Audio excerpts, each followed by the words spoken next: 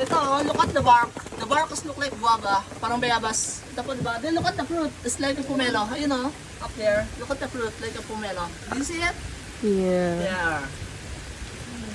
Another fruit That is ang the first one mangrove. or first species of mangrove po we have in this area. The name is Tabibi.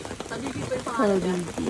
Then this one po, the long green leaves, leaves like pineapple leaves, wild pandan. This one is a wild pandan. That kind of pandan po can be used for weaving like sleeping mat, hat, bags, and basket. Now for cooking po because dito po sa atin sa Pilipinas, we have another kind of pandan po, the one we use for cooking, especially kung naluto po tayo ng kanin. Di ba mabango aroma pandan po. That one is different one. Okay? So we have already the first one. The next kinds or the next species of mangrove po that I will introduce, we call it male and female, babae at lalaki. We can identify through the leaves and fruits. This one po is a male mangrove. This one po is female. Did you see the difference po? Di ba? Kitang-kita? Male.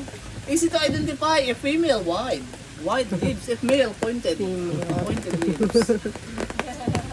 Opo, di ba? Kitang-kita naman eh. Mas malapad talaga sa babae sa lalaki. Pero actually po, ma'am, sir, we call it male and female only for identification. Wala po silang cross-pollination na tinatawag. So both of them, male and female, they have their own seeds and fruits. I have a sample here.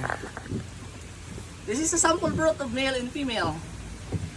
You guess. Guess po, where is the female? Where is the male? Male. Female. That different po, this one is the female. Ito ang female, ito yung male. Actually, ito po, kinakain po ito ng monkey. Only monkeys po can eat this one, but for a person po, no, hindi po siya masarap. Pero siyempre tinikman po namin kasi kinakain ng unggoy, wala siyang poison. Sinubukan po namin tikman, medyo mapakla at mapait. Sabi ko na lang sa kasama ko, ay hindi talaga tayo unggoy. Unggoy lang po talaga. Actually, ito po, this one po, we can use this one for planting materials. Kapag yang po ito nakahang on the branch like this po, kapag hinog na, natural lang po sila fall down on the mud. Sa mga gilid po, tumutusok po sila, tumutubo na. This one po can be used for planting only. Then food for the monkeys po.